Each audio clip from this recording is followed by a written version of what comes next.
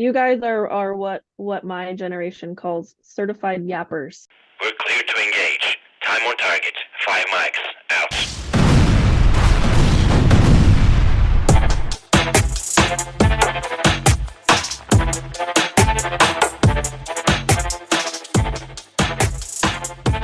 Okay, I do want to talk about. I have a big prediction. I just want to. I've been putting this in. I've been texting people today. There was a bunch of news that broke. The prognosticators moved Wisconsin Senate from lean D to toss up. There's been multiple polls showing that Michigan U.S. Senate race is in play.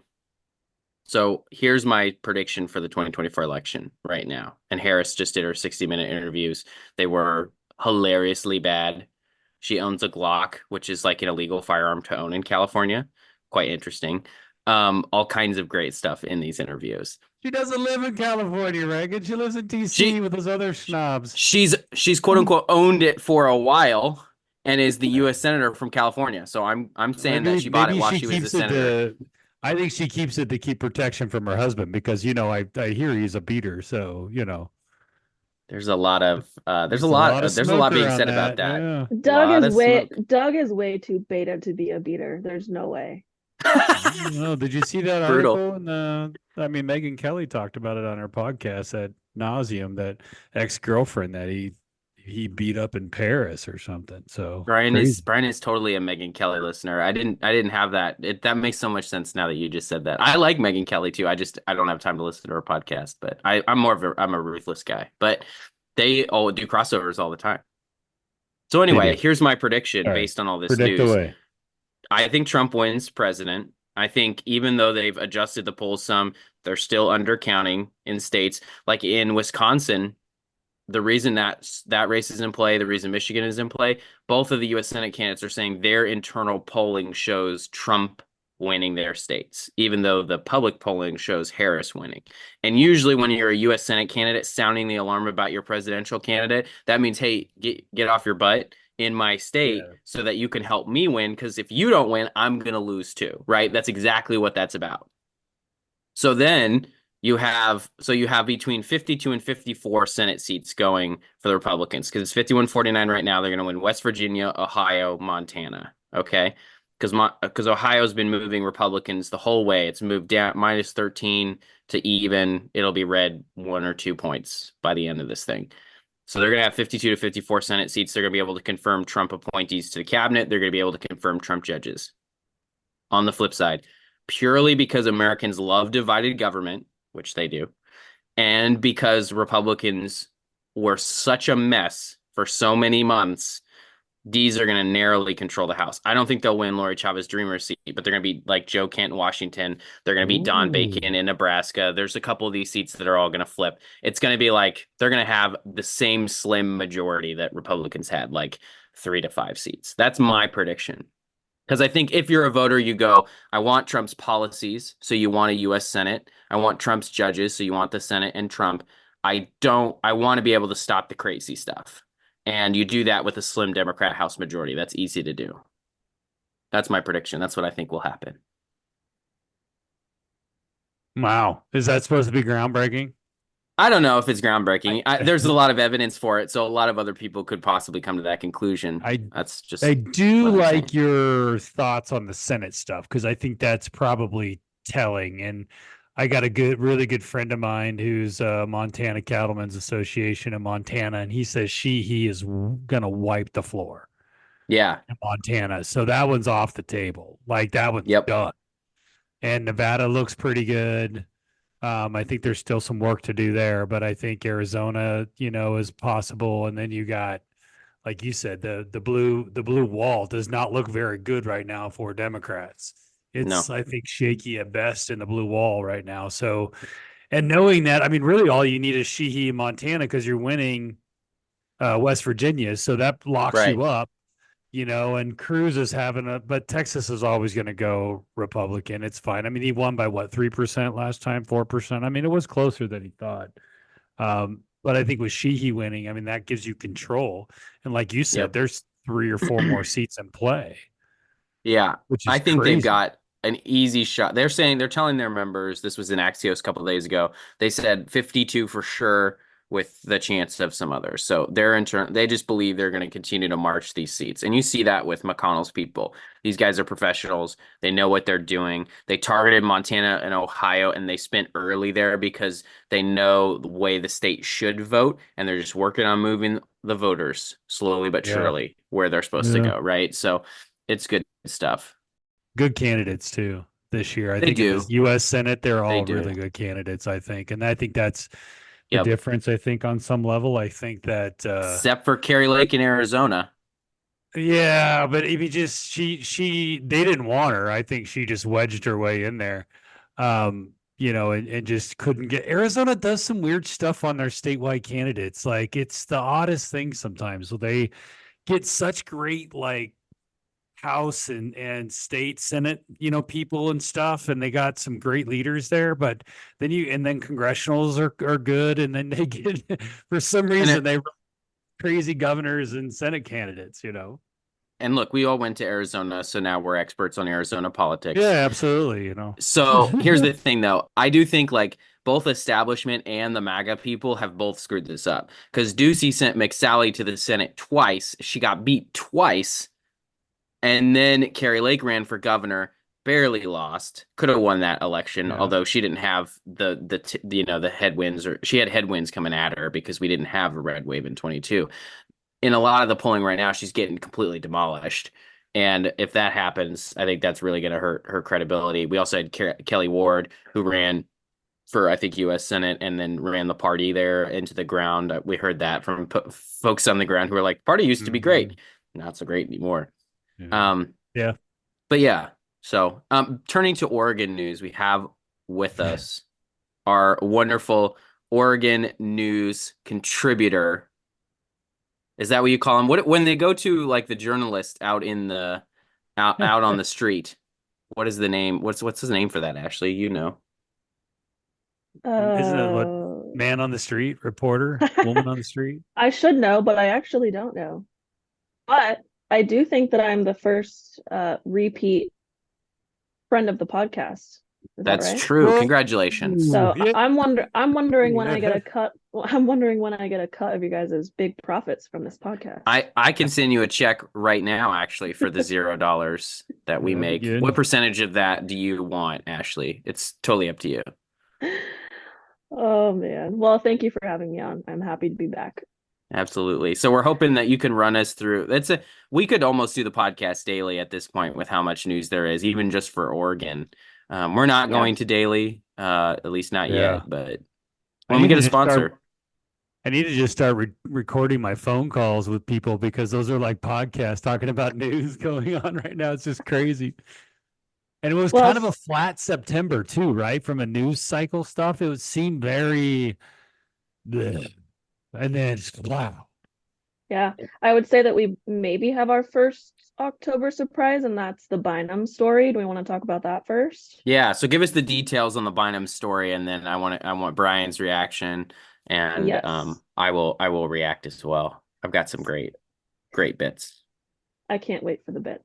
So yes, we've got a story involving Janelle Bynum, who is currently running for Congress against incumbent Lori Chavez Dreamer. We all know this. Recently, Fox News reported on some harassment claims from her 2022 campaign staff, who was technically employed by Future PAC, the House Democrats' campaign arm. A former staffer accused Bynum of ignoring reports of assault by another campaign staffer. She's denying it. One quote that I thought was actually wild was from the Congressional Black Caucus PAC senior advisor, and he said, Future PAC and Oregon Speaker of the House Julie Fahey ought to take responsibility for the alleged HR failures in their organization. We won't tolerate politically convenient blame shifting on the only Black woman in the state house.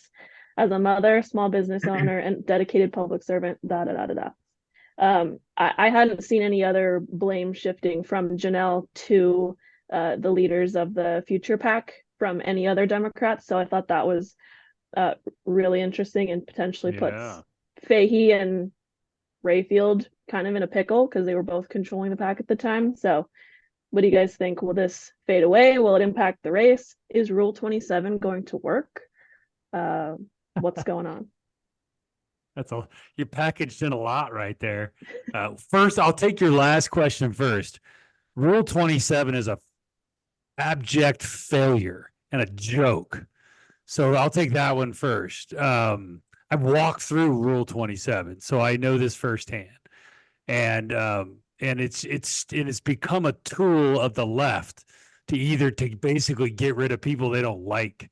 And then they use it now. It's clear that they have obviously used it as a tool to sweep shit under the rug. And I think that's so from a Rule 27 standpoint, it's a joke. I mean, the legislative equity officer makes like $200,000 a year, to literally hold one meeting a year where you go in and you're told, what you're supposed to say and not say to people. I mean, it's completely stupid. And it was a knee-jerk reaction to the Me Too movement. We all know where it came from, right? So, which there needed to be some kickback in the Me Too movement stuff, but I always go back to a commercial ran in 2020 with one Senator Tim Knopp that said, you can't fix problems until you start believing the victims.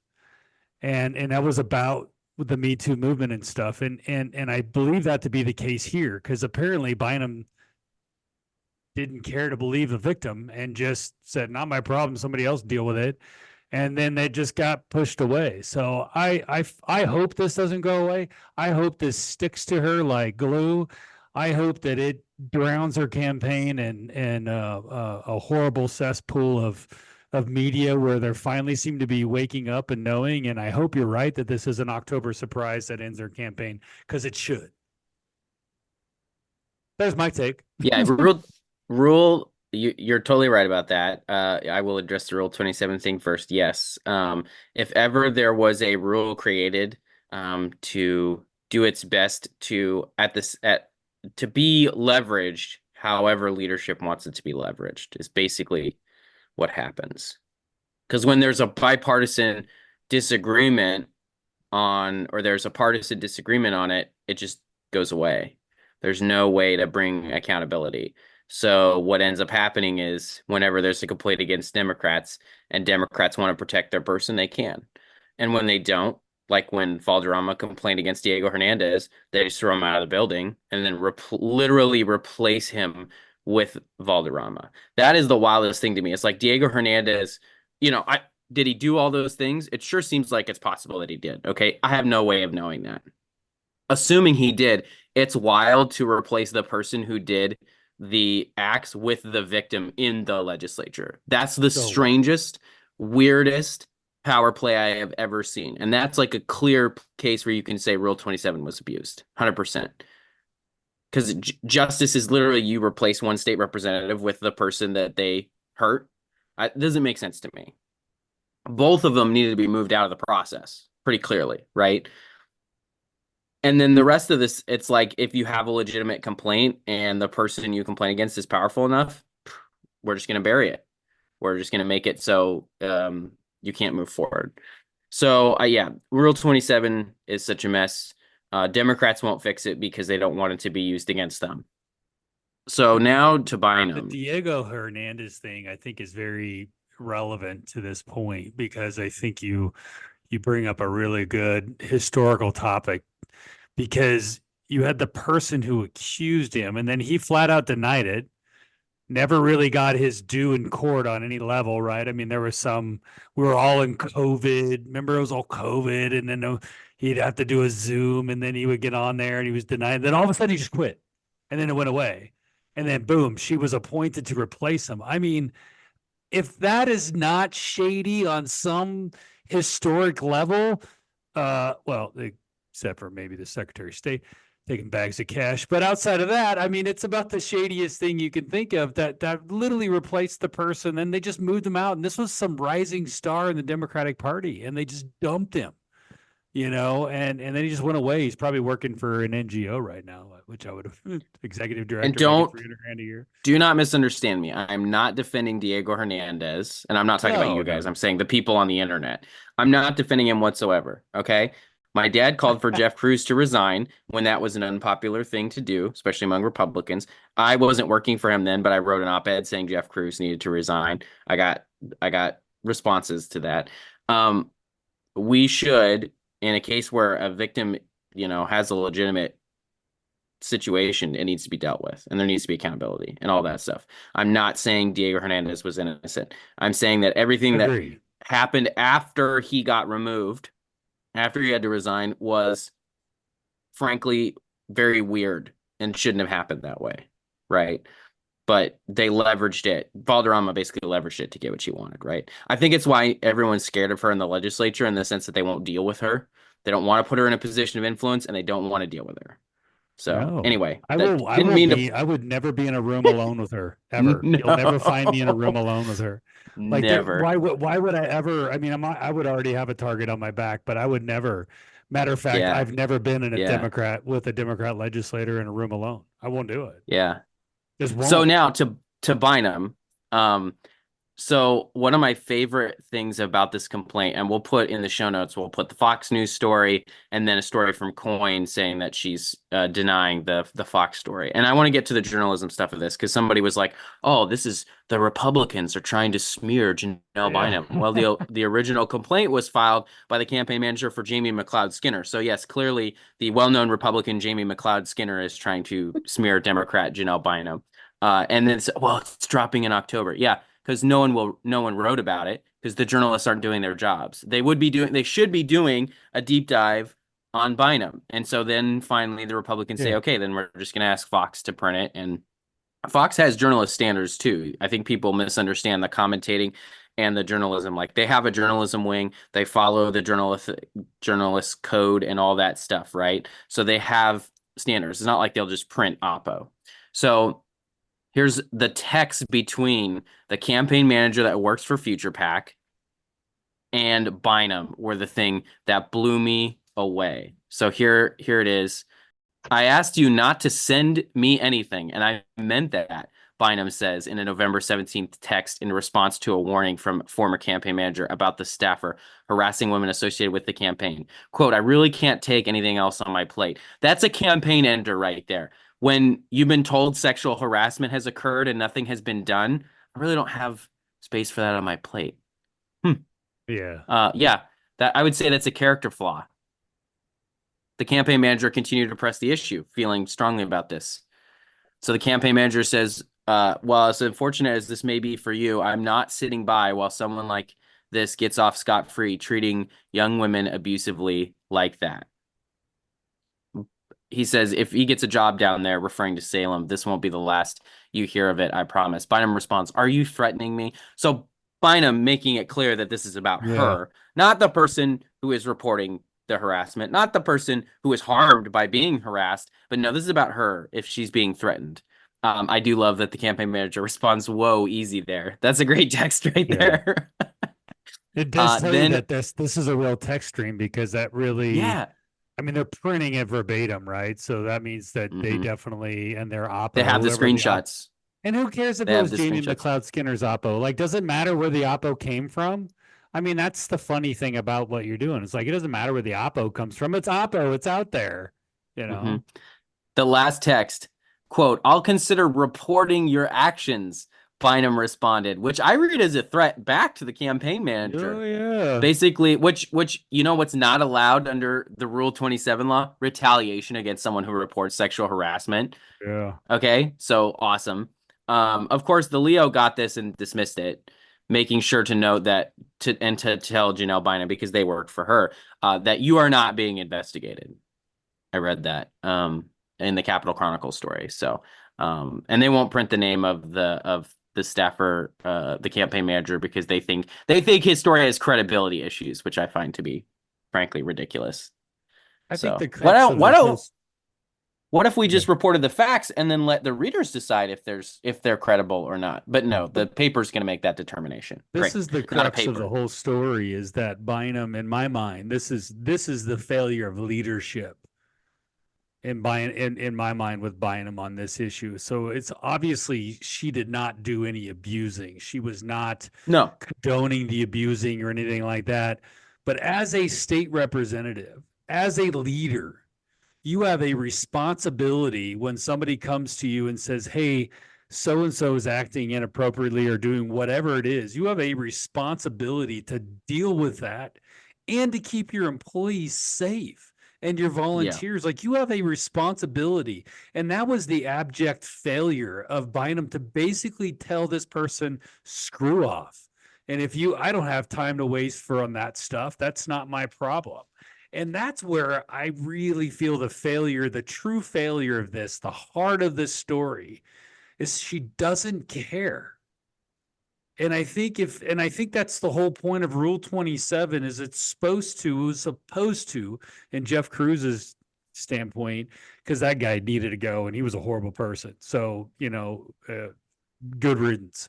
And I was glad that happened. But the whole point is you got to treat people better. That's the point of Rule 27. That's the goal we're trying to get to, is how do you treat people a little bit better? And as leaders, as state representatives and state senators, you're supposed to be the pinnacle of that leadership. You're supposed to be leaders. And here she's a failure. And therefore, she should not win, and she should be out of Oregon politics and go away. Also, last thing I'll say, if you think back to your Rule 27 training, because we have a lot of staff that listen to this, we have a lot of electeds that listen to this, we have a lot of lobbyists that listen to this. All of them are required to take Rule 27 training. One of the few things I recall from the Rule 27 training, legislators are mandatory reporters.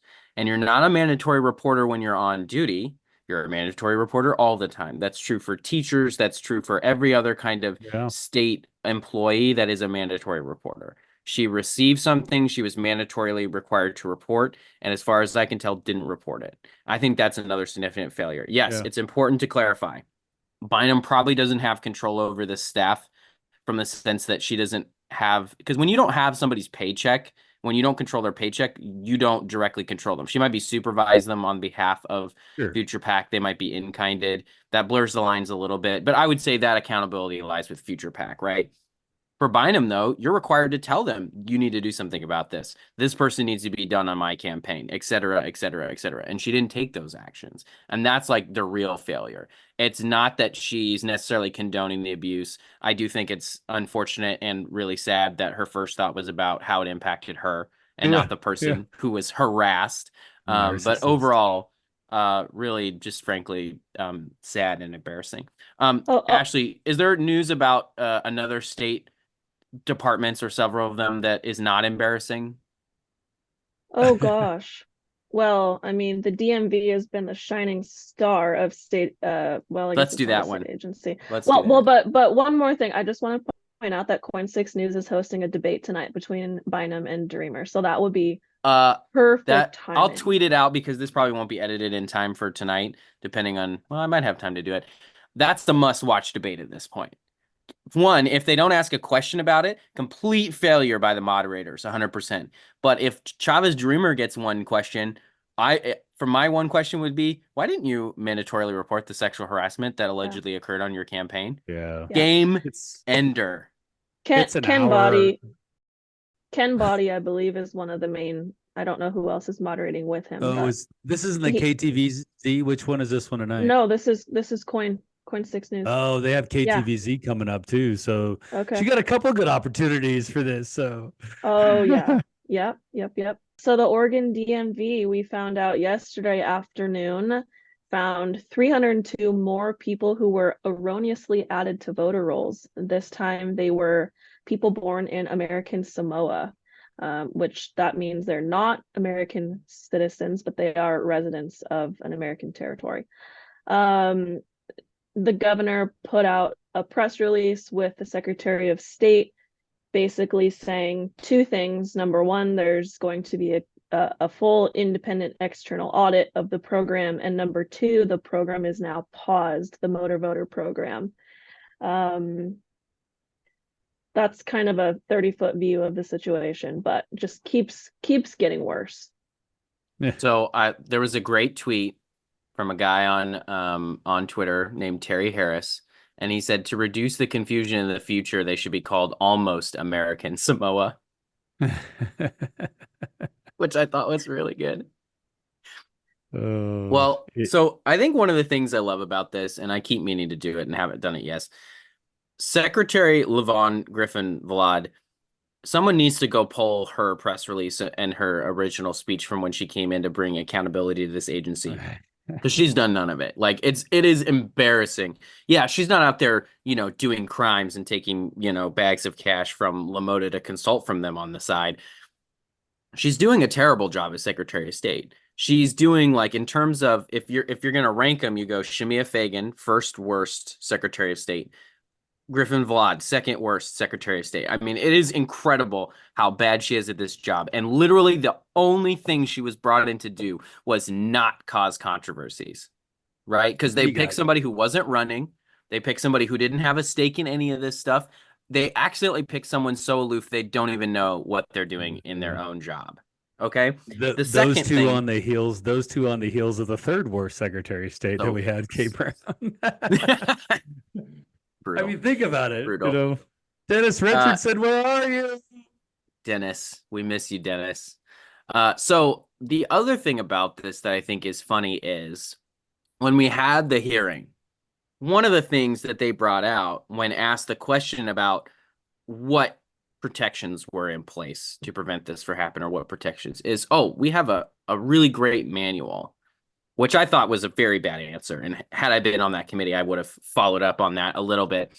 Well, I got some bad news about the manual. It's the one, this manual says that American Samoas are U.S. citizens. Now, I'm not an expert. If you just hired me at DMV, if you hired a random person, you say, hey, is a person born in American Samoa, a U.S. territory, a citizen? Yes, like every other territory, okay? That's not their fault. It's the fault of the people who wrote the manual to double check if all of these territories make you an American citizen or not. One of the other things we learned is that they knew about the original DMV issue for 6 weeks before they informed the Secretary of State. 6 weeks. And they were in that committee hearing being like, we just want to make it clear that we brought this to the attention as soon as we found out. No, you did not. You spent 6 weeks finding out if you could cover your butt effectively enough first, and then you brought it to the Secretary of State.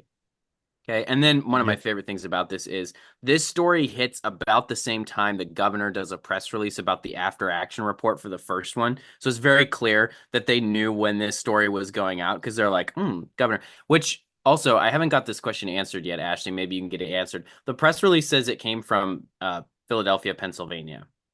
I don't know why the governor was in Pennsylvania when this was released, but anyway, her press release says one of the things that she's directed to do, which I think is what Drazen called on them to do, stop transmitting data from the DMV to the Secretary of State until we know if these people are citizens, if we can verify the data. It's incredible it took that long. They're like, okay, second scandal, just shut off the data now. It's time to stop. It's like the decisions that they should have made the first time don't actually happen until the second or third time they get embarrassed, which is why Republicans have to continue to harp on this stuff. I feel like sometimes a lot of people think we're broken records. It's because we have to yell repeatedly on this stuff before action actually takes place, because we don't control any of these levers of government. We barely have had any oversight on these agencies for literal decades. And they hardly even do oversight when there are actual scandals. They usually bury them. They usually don't have a hearing. I have some credit to Democrats, especially my good friend Majority Leader Bowman, for even having a hearing on the issue, which is not something a lot of his predecessors would have done. Anyway, that's my rant. Yeah, wow. Sounds like the full-scale data integrity review is what they're calling it, is set to be completed by the end of the year. So I'll be really interested to see what comes from that, and if these don't we now that we're literally have an election coming up, so wouldn't it be prudent to see, like, to do a full-scale review of who's going to vote in this election too? Like, just say, you know what, we're going to go ahead and add this election to the mix and really try to get a clear understanding of who's voting in Oregon and why. And I mean, I don't know, geez, if you're Governor Kotek, maybe you just say, here's what I'm going to do. I'm just going to, Griffin, you just need to step down. You're fired. I can't fire you, but you should just go away. And Tobias, we'll just appoint you now. And we just move forward so you can start getting things under control, because it's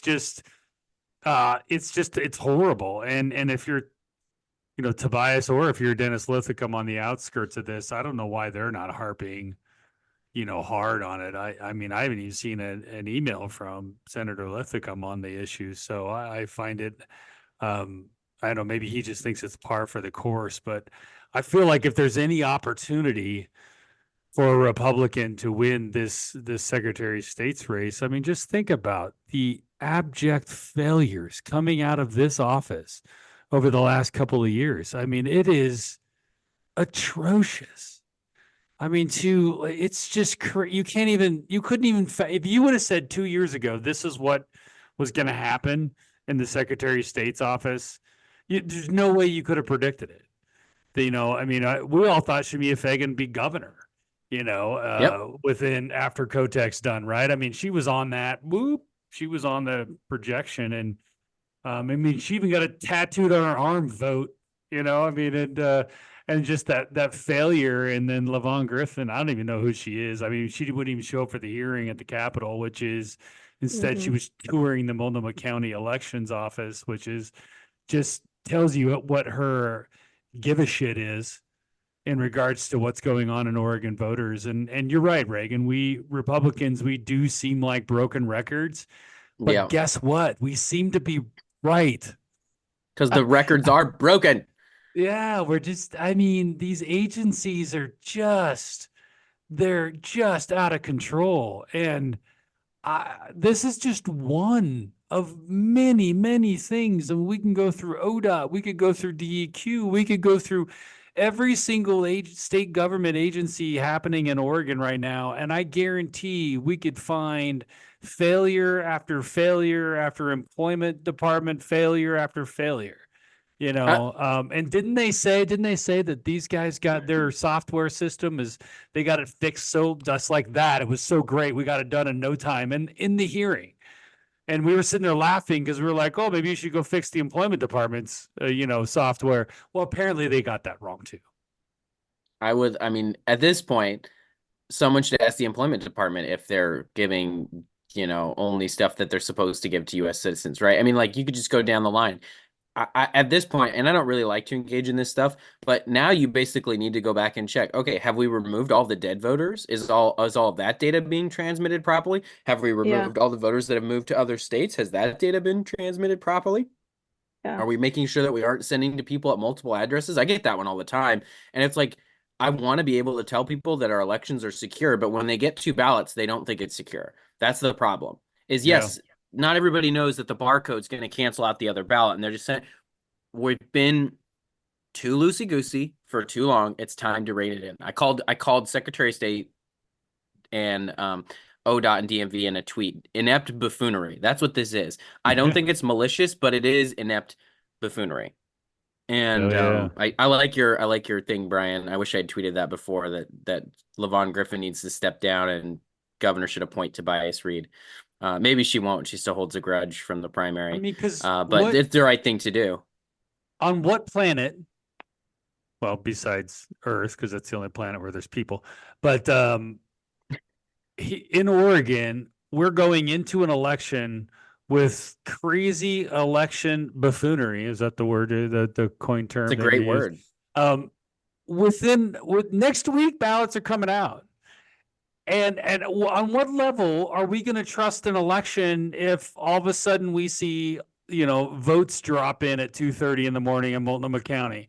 What happens when we see some of this stuff, this buffoonery happening when there's zero trust in the agency that's supposed to be in control of our voting records? Like, zero trust. And it's I don't even know what to make of it from a campaign perspective. Like, I feel like we should just file lawsuits now. And if I were Dennis Linthicum, I would file a lawsuit. If I were Will Lathrop, I would file a lawsuit. If I were Dan Rayfield, I would file a lawsuit.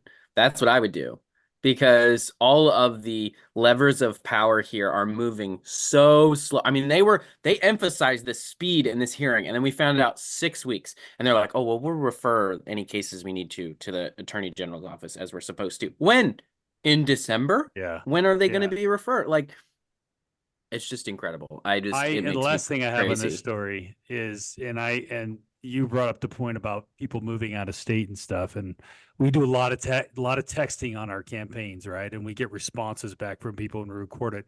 There are so many people that reply back, I don't even live in Oregon anymore. Mm-hmm. And I guess where I got their phone number from? Their voting record. Yeah. From their voter registration file. So they're still registered to vote in Oregon, and the replying back, I guess when I send out, I bet it's for every 5,000 text messages, I bet I get 5 to 8 that reply back, I don't even live in Oregon anymore.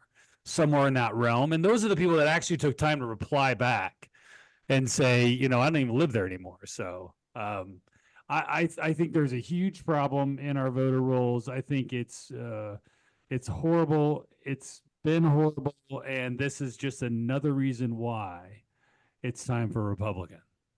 I'm just glad the clerks count the ballots. It's why we can't centralize this power with the Secretary of State's office. You have to be able to trust at least that locally your votes are being counted correctly in Crook County, in Lynn County, in some of these other counties. And keep these folks accountable.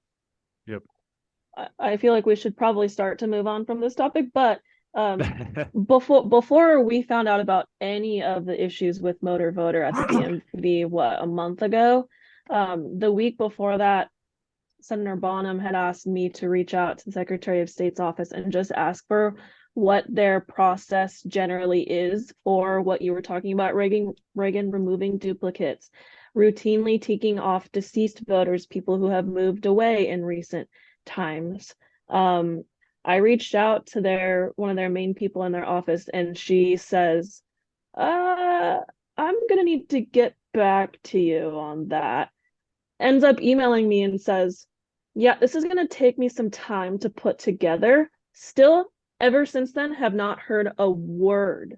And the fact that they don't even have a one sheet for me to generally explain what they do on a regular basis just to make sure that things are up to date is really what did you call it? Some sort of buffoonery. Buffoonery. Absolutely buffoonery, because that should be a normal process anyway. The new name of this episode, by the way, is Buffoonery. I was just gonna say that's so our title of the episode. Yeah, I don't know. Other states are doing all of these things to make sure that their voter rolls are clean and accurate, and that only citizens are voting in their elections.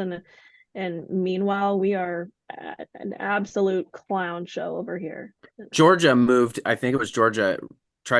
Is removing a bunch of inactive and non-compliant voters basically from their rolls. It cleaned a bunch of people off their voter rolls. What does the federal government do? Sue them to try to stop them. It's ridiculous. It needs to stop. And I am super. You hear this, Democrats? I'm disappointed. Very disappointed in all of you. Ashley, they haven't gotten back to you yet, I think, because they're probably going to reread the manual, double check it for accuracy first before they give it to you. Gosh. Absolutely. And I love, here's the all right, deal, Ashley. I like mail-in voting. I enjoy it. I think it's nice. I think for the most part, 96% of the time it's probably fine and everybody's, it works.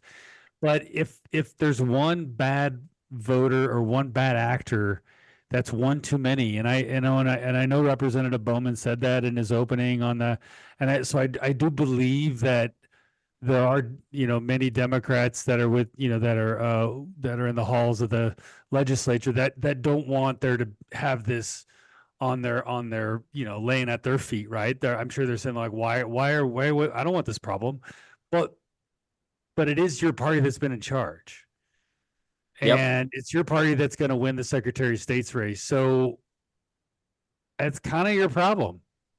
Well, and here I'll push back a little bit, not on you, but on some of our fellow Republicans. When you promote baseless conspiracy theories, when you don't check on stuff before you share it, when you file a lawsuit to end mail-in voting and get it thrown out, Mr. Linthicum, Senator Linthicum, you make it harder for us to actually go after the bad things that are actually happening in our voting systems. when you don't do your homework and you promote baseless conspiracy theories. We get undermined by that in other states. We get undermined by that in our own states. And it gives Democrats cover to say, look at the Republicans, another crazy voting conspiracy threatening our democracy. Let's go after the real issues. I mean, here's the thing. I talked to, there's a great guy, a consultant from Virginia that I worked with at Oregon Right to Life and on Colm Willis's campaign, Carlisle Gregory. He said, fraud happens all the time. It's just about whether or not you catch it, right? There's going to be voter fraud. It might be in small quantities. It might be in limited areas. It's not some large conspiracy. We have to have we have to all know how the system works, and we have to know how to hold the people in charge accountable when they make a mistake. And when we don't do either of those two things correctly, we're shirking our duty to our democracy and as Americans and as Oregonians. And so trying to raise legitimate issues when people are raising baseless issues is a problem. So that's the one thing I'll push back on the Republicans are, because I'm sure the Democrats, both the good and the bad, will say that's a problem. And they're right. They're right about that. So, well, hopefully we've got a story out of Portland that does not include any kind of inept buffoonery. Oh, no. Yeah, the home of ranked choice voting. So the Portland mayor race, very crowded race. I believe there's 19 people running for mayor of Portland. Holy cow. Crime, homelessness, economy. These are going to be top issues for voters, especially who are kind of ready for a fresh wave of leadership. We will see. Parking tickets. So what are your thoughts on the candidates so far? Is there anyone in the field that's standing out? Is there a clear front runner? Are there one or two front runners? I'll let Bryan go first on this one. Well, I mean, I didn't know there was 19. That was kind of fresh news coming there. That's just nuts. From that standpoint, 19 people. So in general, let's just break that down for a second, right? So any like third, fourth party candidate's going to pick up 2 to 3 points just by being on the ballot, right? And then they're going to be ranked choice, right? Am I correct that these mayor You're candidates, correct. This is ranked choice voting on 19 candidates. This is going to take them until 2037 to figure out who won this damn race. And you talk about lawsuits, like, oh my Lord. I can't even wrap my head around ranked choice voting of 19 candidates and how many rounds the machine is going to take to figure that out. And then how many, and if you, and can you imagine how many like 1 or 2 vote differences would take you moving from round 17 to round 15 or something like that? And then what does that trigger a recount? If you're in a certain round where you don't make the next round and you get dropped, but then yet you have you're chasing ballots that maybe had a wrong ballot, like that's the whole fallacy of ranked choice voting, right? So it's amazing to me. I put a link and I'll put it in our show notes too, but you guys should click on this link. This is the preview ballot for Portland mayor and city council. So what you have, and I'll just describe it for our listeners, on the left-hand side, as you would normally see, a circle next to the 19 different names. And this is very similar to the Republican primary for governor in 2022. We had a lot of candidates in that race. Okay, that's kind of what the ballot looked like. And it was kind of long, but you just find the name you wanted to vote for, you fill it in. Okay, we're going off the deep end now in ranked choice voting. Here we go. They have 6 lines. You can rank up to 6 of these candidates. So even the ranked choice voting, rank the candidates however you want to. No, not in Multnomah County, because we don't have enough space on the ballot for you to rank 19 people. You only get to rank 6. It's not even good at ranking. And then here's the other thing.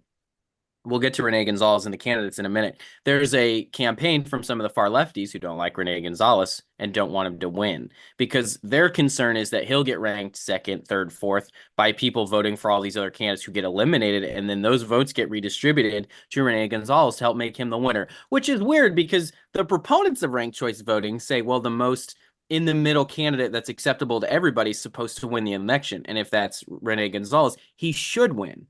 So now they have to go out there and say, don't rank Rene, which is very clever, very good job. Clap to the consultant that came up with that. Give them a bonus. Don't rank Rene. So now in this system, before you just say, just vote for me, don't vote for the candidate who's bad. No, now you have to instruct people, hey, you should rank people on your ballot, but don't rank these people on your ballot. It makes ranked choice voting even more confusing, right? It's just wild, this whole system. I don't know what this system was designed to solve, except for to keep a lot of people in academia who study government very, very busy, because this makes no sense. And most people will open their ballot in Portland and then they'll throw up because it's just the weirdest, craziest thing you've ever seen. So, dude, this now I voting want is work. It's work, Reagan. I So mean, much I work. mean, yeah. Why didn't one of these people run for city of Portland auditor? There's only one person running. Right, I think that's right. hilarious. And there's 27 people running for position 4 or district 4 for city councilor. Awesome. That Yes. is insane. Isn't that the best? So, all right. So we got to look at these candidates. So really, I think most people believe, because here's the signal, right? There's 19 candidates. There's only 3 candidates who have raised significant money. Oh, I'm sorry, 4 candidates who've raised significant money and have name ID. And 3 of these candidates are having IEs spent because Portland has contribution limits in Multnomah County, and they have matching funds from government for your campaigns. And then anything that they can't give to you, it's just like federal rules, just millions of IEs are all spent. So I want to do, Ashley, do you know the candidates or do you want me to run them down? Oh, they're 19. So do you want me to list I only them want to do all, the 4 top ones. So you got Rubio, Gonzalez, Maps, and Wilson. Those are basically the 4 that everyone agrees is competitive. Yeah, I would agree. Yeah, so the first in this article, in this OPB article, laying out all of the candidates, Carmen Rubio sure has a puff piece here. Far from a radical leftist, Rubio's liberal politics have made her the most progressive candidate on the Portland City Council. I don't know how that math ain't mathing. No journalist, no self-respecting journalist should actually write that. And I just clicked on Alex Zielinski's bio, and shocker, she worked for the Portland Mercury, which is also where Dirk Vanderhart comes from. But I don't even think Dirk would write that sentence, frankly. I'm going to text him after that and be like, is this journalism? Because it doesn't feel like journalism. Some journalisming, that's for sure. No. And then when you go down to Renee Gonzalez, it's, one of the main paragraphs is about how was he accosted on the max? Was he not accosted? Security camera footage says that that's debatable, and doesn't really go into much other than he says, my vision includes making Portland one of the safest cities in America, which, I mean, it's a good message. I like it. Mingus Maps. I have one thing on Renee here, just a quick blip. There was a controversy he's being investigated for because he used city funds to pay a consultant to update his Wikipedia page because he didn't like what was in it. Find someone who loves you like a politician loves their Wikipedia page, because I have not worked for one that isn't obsessed with my photo is bad. It doesn't have all the right stuff. You just have to ignore it. Wikipedia is run by weird people on the internet. You'll never get control of it. There's nothing you can do. Okay. But I will say, so they cover him. It's so interesting. They say his votes often straddle liberal and conservative ideologies. He's running the most moderate campaign for mayor. Again, this sounds exactly like what ranked choice voting is here to promote. And everything the far left is doing is just to tear him down there, while also saying ranked choice voting is amazing. Again, they can't make up their minds on this stuff. They literally can't. It's hilarious. Yeah. Well, he does share my love for TriMet, so I do appreciate Renee Gonzalez for that. I'm afraid to get on there too, Renee. I understand. If somebody gets close to me on TriMet, well, you won't see me on TriMet, so nobody's ever going to get close to me on it. But yes, I do find his. Maybe he'll be, he'll pick up my baton and run against public transportation and get rid of it altogether. We need a bill that puts one person on Metro that is from Prineville, and then we'll just appoint you, Brian, and you'll fix Metro. No, thanks. I'm good. Okay. All right. It's worth a shot. I feel like I should mention dollars raised. So Carmen Rubio has raised, as of October 1st, 236,000. Renee Gonzalez has raised 292,000, a little bit less there. Oh no, that's more. 236 and 292. Mm-hmm. Mingus Maps, who's next. I don't know exactly what he's accomplished since he's been a city commissioner, but it's kind of seems like him and Renee Gonzalez are kind of at odds. They are in a in the very campaign. similar Yeah. lane. So Yeah. I actually got to interview Mingus Maps on my old podcast, and he's a really cool dude and Yeah. a nice guy. But him Great and Renee name. Gonzalez, it's a great name. And he should have rerun for council because him and Renee were both in the same lane. They knew it from the beginning, but all of the funders went with Renee because he's more bought in. Maps tries to strat a little bit more. He plays Yeah. more of the games, and like there's a place for that. It's effective. He's been good on council. But he should have just rerun for council because you really, even with ranked choice voting, most of the people who are going to rank maps, his money dried up after the first like 3 or 4 months right after Renee got in. Like it was really too bad. He should have switched, but maybe he doesn't want to serve on council, which I don't blame him for because it's going to be it's going to include a lot of that inept buffoonery we were talking about before. Yeah. So he's raised 184,000 as of October 1st. There's some, and I'll say I haven't a chance to interview Mingus Maps, but I've heard decent things about the guy. So Yeah. And there are some really good, I think caring Portland Democrats, people that really want to see Portland be the city of roses again. I sure do. And I think that, both him and Gonzalez and actually I don't know Rubio either, so I can't really, except for she's a horrible driver, but outside of that, it seems like that, Maps and Gonzalez are kind of splitting that stuff, and you kind of got to give Rubio, the edge at this point, don't you? I mean, as the mayor, regardless of the stuff. And the weird part about the journalism on this stuff, when we talked about 19, and we literally just said, well, let's not talk about the people that don't have money. And so we're not talking about anybody else. Then we say, well, we don't want to talk about anybody else because, nobody knows who they are because they don't have any money. So then all the news stories only talk about the front runners that have the money. And then those, so it really is that weird, those other people can't even get anywhere because they don't have any money and they can't, and then the stories aren't even written about them to cover them. So it's just this weird chicken and the egg thing that just keeps going round and round and round.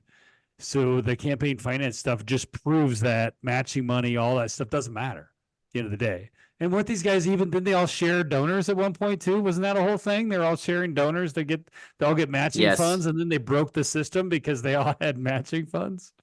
Well, there was that. So they came into this before this race even started. They're like, oh, hey, we forgot to anticipate that when you add 4 more positions or 3 more positions per district, that we're not going to have enough money to do the normal level of matching. So they downgraded the matching. And then all these candidates were illegally sharing donors, inducing them to donate to multiple campaigns in order to get a benefit, which you're not allowed to do. The Secretary of State is now investigating that. I'm sure they'll be done with that sometime after the voter scandal, many months after it matters for this election, as usual. And so then they were breaking campaign finance law. So my favorite thing about all this is Portland has campaign finance limits, matching funds, ranked choice voting, and all it leads to is people breaking the law. It is truly hilarious stuff. And if we had just kept the old systems, we wouldn't have any problems. Most of the problems that people are talking about, the partisanship, the big money in politics, you know how you get money out of politics? You make government less powerful. You take away their power. As long as government is powerful, people will try to influence it with money. And they're always going to have a way to do that because we have a law that says that you have freedom of speech. So anyway, again, they're acting like we live in a world we don't live in. It's liberal utopia silliness.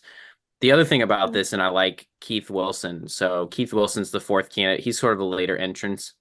If you look at his photo on OPB, the guy looks exactly like Ted Wheeler. It looks like somebody went and we're like, we look pretty dang close. Okay. Thin white business guy.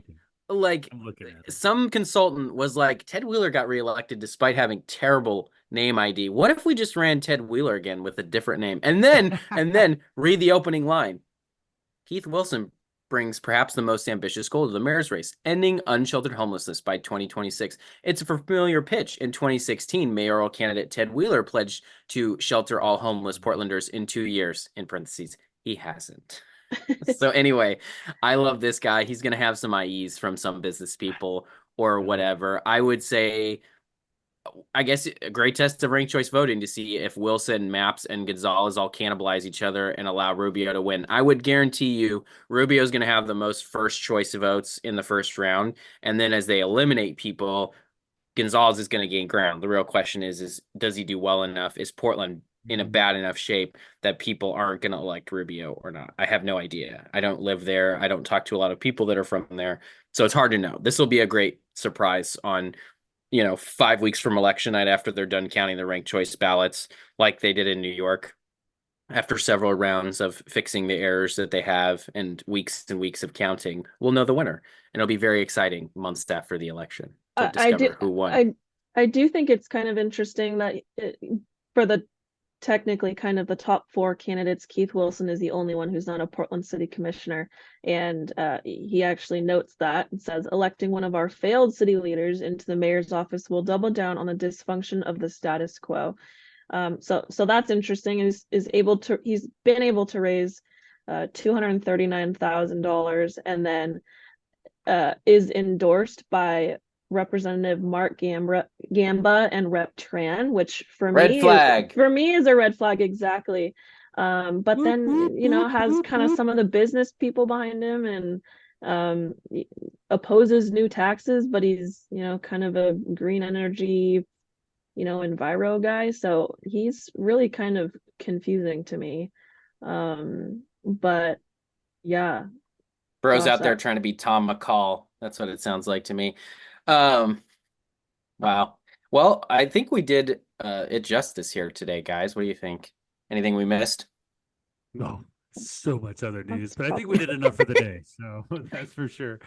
We did enough damage to everybody's podcast feed. You guys are what my generation calls certified yappers. Wow. So we had more we could have gotten to, but yeah, I think those are the big stories. Well, so. I've been called worse, so I'll go ahead and take it. Turns out in a podcast you have to talk. Ashley, I'm clipping that. I'm clipping that, Ashley. That'll be the intro. Turns out you guys are certified yappers. Yeah, there you go. That'll be perfect. Another great podcast name. I wish I could use. You should wear it as a badge of honor. You should wear it proudly. Yeah, absolutely. A couple of good guests coming up too on the pod, so stay tuned to that. As soon as the producer that's not talking right now gets off his tail and gets it done, so we'll get them out. We're going to try to put some out. Hopefully, we'll load up the pod between now and the election day with some interviews and then some more news because it's going to keep breaking. So Ashley's probably going to try to set a bar for being the highest number guest on the show before the end of the year. So she's going to try to set that tone. We're getting to the point now, Brian. I was trying to keep it at 1 a week. We're very clearly in 2 a week now territory for the most part. So I will start cranking them out. I will give people a preview. We've got Mark McMullen, who is the former state economist. That episode will come after I edit and publish this one because this is news. His was not as tight newsworthy, so it can drop anytime. So I'll drop that one next week. And then, yes, lots of more surprise guests, big politics. And we still need to do our breakdown, Brian, on local races. So send us your local races. We'll do this one a little bit later. Local races that you care about. And we'll do ballot measures, too. We'll talk about the ballot measures in depth one last time before everybody or as they get their ballots. Sounds good. Such an exciting time. Oh, I'm supposed to do the outro. That's what Brian's waiting for. Hey, everybody. Thanks for listening to this episode of Crosstabs. Text it, email it, fax it, send a carrier pigeon with it to your friends that you think would be interested in this episode. Visit us online, crosstabs.studio. We're very, very trendy. Follow at Brian G. Iverson. We learned the G stands for Gresham. At Brian G. Iverson. Follow at Reagan Canope on Twitter. Ashley, what's your handle? Do you want people to follow you on the formerly Twitter? Oh, sure. It's just my name. Okay. And no one knows how to spell Good that. luck Can you spell it for us? Yeah, don't ask Brian. Brian spells my name backwards practically. Your last name is pronounced Kuenzi. Is that right? No. Yeah, like the thing you put around your beer can at the tailgate. You know what? Soda can, Brian. Better. I put it around my soda can. Yeah, It's sure. tailgate Sure. season, Reagan. Sure, Reagan. Let's go with That's where I that. drink my sodas. Follow at Ashley Kuenzi at ASHLEYKUENZI. I was just stalling till I could get Wow. your Twitter profile. Wow, Hold up. thank you. I didn't realize that you were actually wanting me to spell it. Thank you very much. I'm sure I'll get Nope, that was not a joke. a bunch of followers from this. All right. Thanks, everybody. Thanks, everybody. Talk to you soon.